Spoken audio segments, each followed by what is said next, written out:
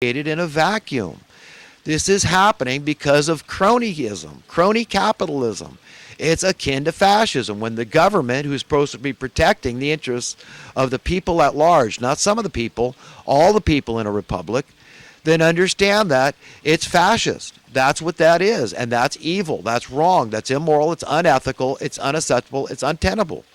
It cannot persist in perpetuity. But they're going to try. They're going to keep trying. They're going to see. Look, we still have a little less than 2% of the worth of the currency left to fiddle around with, and that, that's a lot to us. We can do it. We can just keep chiseling away. We've got to keep people down. We can't let them figure out that it'd be cheaper just to solve the problems. Infinitely cheaper, vastly cheaper. Your taxes could go through the floor. Your cost of living could go through the floor than to maintain these problems. But yet they're going to keep maintaining them. That's the insanity of the system. It's not me. This stuff's in your Bible. Read the teachings of Jesus. This stuff's been going on for thousands of years. These wicked people, these evil geniuses, these hypocrites, okay, they're the ones that are pulling the strings. These are the grand puppeteers that are manipulating the policies we all live under. And they get us to believe the way they do. They say, look at us, become like us. If you become like us, you abandon your conscience, abandon that stupid little scrap of paper you so preciously hold as the Constitution. Abandon your foolish integrity and honor and come follow me. It's just like what the devil did in tempting Jesus. It's like bow down and worship me and I'll give you all this. But most fundamentally, if I get into a conversation, a discussion about economic principles with somebody, I don't care what their persuasion is. I don't care if they're a devout communist or if they're a diehard capitalist. Okay, I'm the same guy. And my attitude is, let's ask ourselves fundamentally, whose planet is this? Okay? And, does every human being have an inherent right to share in the bounty of this planet, or do they not?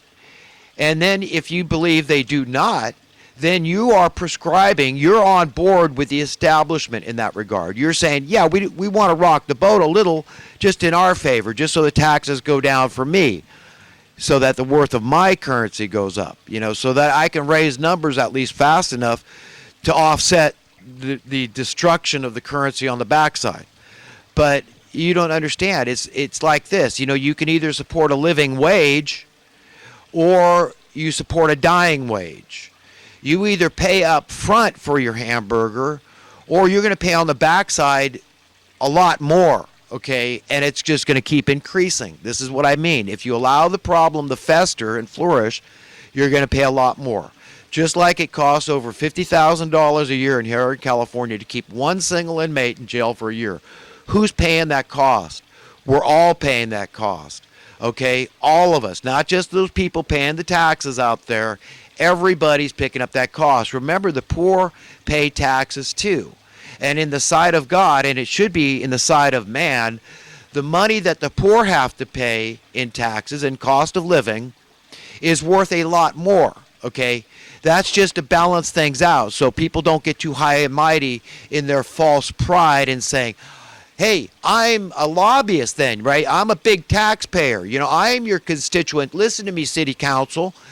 Listen to me, supervisors. Listen to me, mayor and governor and president and Congress and Senate. No. No, we're all equal. It's in our Constitution. We all deserve equal respect under a republic, okay? So I'm just trying to be logical here and point some things out. I'm sorry. I apologize if I come off arrogant. I don't mean to, because that indicates I have a semblance of false pride. I don't want that. There's no use in having it. It's to no profit, no avail to me. All I want to do is leave this world a little better for my brief visit. Okay, if I can do that, I'm a success. I leave something for my kids to look back. If they want to know who their dad is, they can look at my YouTube videos, okay? And they can say, okay, you know what? My dad, was a good guy. He was on everybody's side, and that's what's going on here. I choose to be everybody's friend. I mean, hell, if Jesus said, not only can I be a friend to my enemy, but this is right and proper and this is what I should do, then how much easier is it to be friends with somebody I just disagree with on something? So anybody out there that I've rubbed the wrong way, I'm sorry. Okay, I didn't mean to. And it's not going to benefit me at all. It doesn't boost my ego. I don't want anything to boost my ego in that regard about being right. I don't care about being right. I just care about working toward making this planet more livable, my society, my community, my civilization. Okay, that's what I want to do because I'm leaving kids here and they may well have kids. Okay, and I want things to start getting better because all I've seen my whole life is anti-progress. Okay, we're going down the tubes quickly, folks, and it's just devilish. It's like the gates of hell have been unleashed and all these demons have been released upon humanity, and people, so many people aren't getting it. I mean, I cannot believe Hillary Clinton's popularity, for example. How can this be? A criminal like Hillary Clinton and her slimy husband, who is the greatest betrayer to the working class man out there with his allowing the expiration of the Glass-Steagall Act, huge favor to this wolfing bankster class to just dump all this money on the housing market, dramatically increase your cost of living, dramatically increase your taxes therefore, okay, destroy your currency just by leaps and bounds. People don't know that. Do you know the policies of these people? And you expect I'm going to have to look at his face in the White House for another 4 years, 8 years maybe, because people's foolishness, because they don't want to rock the boat, but that's what's going on here. And I know what's going on, and Donald Trump and all your supporters, all those that sincerely, genuinely want to get you elected, better listen up. You better listen to the business interests, and I am not one of them. Okay, I am not one of the business. I'm not one of the people that's benefited from immigration. In fact, it seems like the immigrants really like my field, okay, my trade. They really like landscape. And my work, I've never, in 30 plus years of doing this, all over the country. I've done this work in Key West, Florida. I've done it in Las Vegas, Nevada. I've done it in Trinidad, California. I've done it in Shasta County, California. I did it forever down in Santa Cruz, California. And I've been doing it here in Butte County for a long time. And I got to tell you, I've never seen the market softer. So by me talking things like amnesty and just saying, look, tell the whole world, come here now, and yes, vet them so we don't have security risk. Let the FBI and whoever else, Homeland Security, vet these people. I mean, and when they send up one red flag, that's enough, dude. That's enough. If you don't want to, if you don't like Americans, if you got a problem with our way of life and the people, we tolerate a lot. I mean, this whole idea that, you know, that Donald Trump's a bigot. Okay, I know I'm digressing. I'm going to get back on the business interest side of this thing. And Donald Trump, speaking directly to him and any of the people that really want him elected, they're going to have to hear me out on this. But, you know, this whole bigotry thing, you know, this claim of bigotry. What does bigotry mean? Let's define bigotry. Bigotry means you're intolerant.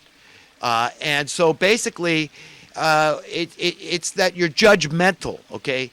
So is Donald Trump judgmental? Is he a bigot? I mean, we're all judgmental. That's called discernment.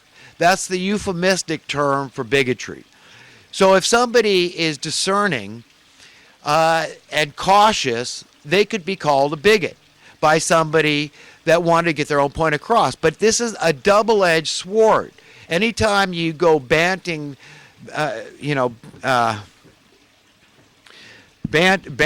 this term about, then you've got to be prepared to have somebody banter it back at you. And this is judgmental, okay? Because what greater form of judgment can you lay on somebody than telling them that they're judgmental? I mean, it's, you know, this whole idea of you got one finger pointing at somebody else and there's four fingers pointing back at you, okay? It doesn't work. So bigotry, you've got to be very cautious in using that term because it's very incendiary and it creates animosity. If somebody called me a bigot because I like Donald Trump, I'd be offended. And I'd say, look, I resent the implications. And I certainly resent the implication of being called a racist. Donald Trump being called a racist. He's in the spotlight for decades and never once did I hear that allegation. Not once. We got Ben Carson, the quintessential brain surgeon out there, that's endorsing Donald Trump, a black man, And I got to hear this rhetoric. We got Hispanics out the yin yang, Latinos out the yin yang that are supporting Trump. All kinds of black people, kids, smart kids, 16-year-old kid just recently on Alex Jones' channel on YouTube talking about this, having to defend him against a guy that could yell louder and could wag his finger more in the guy's face, could say F Trump more or whatever, that you're just, you're insane, you're crazy, you're evil to support Donald Trump. But look, I believe in prosperity. I believe Donald Trump believes in prosperity. This means ownership. This is how we measure prosperity in this country. This is traditional for many, many, many, many years. Okay, it's home ownership. People want this. I mean, if Donald Trump said, I get that, but I understand that this is very controversial because there's a whole lot of business interests that are very entrenched and they want to stay entrenched that don't want to see people set free. Does your landlord want to see you be given a home? To see Habitat for Humanity build you a home because the government suddenly started funding them as a means to the end to get off the welfare roll, so we stopped buying rich dad new mansions at the taxpayer expense. Remember, the poor are taxpayers too. I'm a taxpayer. If just the cost of living, your cost for food, your cost for housing, your cost for water, your cost for the basic essential human needs, energy costs, all this stuff that we can't get away from, clothing costs, okay? The most important stuff. I don't care about luxury items and knickknacks. Those things we can all live without. They're niceties, and I think everybody should have all the nice amenities of, modern 21st century technology. I'm all for it. But we've got to be honest about this stuff. And, if you want to start quoting, what's his name, Victor Hugo, or King Solomon saying, that being rich, is like a snare to the soul for so many young men that became rich too soon before they had wisdom. And then, it becomes like an anchor, a ball and chain, that they're always worried about their possessions. Kind of like the poem my dad used to tell me. He said, a man is free in proportion to the number of things he can afford to leave alone. Okay? And I agree with that sentiment to a large degree. I get that. Like I mentioned in my last videos series, I said, you know what? I mean, sometimes I wish I didn't have any possessions. I wish life was really simple, light and easy, and I could just pack up and almost, I want to go live in Hawaii for a month, or I want to go here or there, whatever. Whatever you or I want to do, we ought to be free to do it. I wish we were all free. We weren't hung up on possessions and ownership and all this crap. We could have vacant houses all over the world that any of us could live in any time. Who cares about ownership? If you could go to the library and they could store the stuff that you're interested in, or a place like that, by extension, we start adding things onto it, how is that being communistic? How is that being a bleeding heart liberal if it is fiscally prudent and fiscally conservative? It isn't. It isn't. So you got usership and people taking interest. They say, this belongs to me. Yes, it belongs to you and it belongs to him and her. Whoever wants to use it. You go down to the harbor and there's dozens of beautiful sailboats. Pick your boat, whatever one's not being used. And you and your friends and family, whoever you want to go out on it, if you know how to operate the thing, have to it. It's the same like a jet plane. If you can't fly it, don't try it. Learn from somebody that knows first. But we can have all these things at very low cost to us, okay? And it'll work. Prove to me that it won't work. Prove to me. Show me everybody making $1 million a year and show me them stop going to work. It doesn't happen. So let's start there. Under that, let's get unemployment down to zero and prove to me that a system that is 100% fair and free and egalitarian, giving everybody freedom and liberty, indivisibly, across the board, security and prosperity, how this won't work. You can't, because it's never been tried. We've never been allowed any appreciable amount of time to where it was no big deal. You understand? Yes, Victor Hugo might be true in a world where it's based on blood, sweat, and tears, and the school of hard knocks, and that song by The Who, out here in the fields, I fight for my meals. And all this kind of stuff. I get it. And you want them to know the plight of the poor, right? You want your children to understand what it's like so they can empathize and have compassion for the poor if they ever have anything. And it makes them tough and strong. Whatever doesn't kill us makes us stronger. I get that whole logic and philosophy. But eventually we're going to have to come to an understanding that, hey, If that's just the paradigm at birth, that's our reality, that we're born free, then it's no big deal. There's no distinguishing between rich and poor. It's automatic. It's understood that we're rich at birth. So we have a whole different reality. And so what am I saying? You've got to trust your own conscience. You've got to say, look, if you don't need Big Brother to tell you not to, drunk drive or whatever the case may be, then I don't. If you don't want other people out there driving drunk and endangering your children, then you don't do it, okay? That's the golden rule in action down to the letter of the law. Jesus said, I did not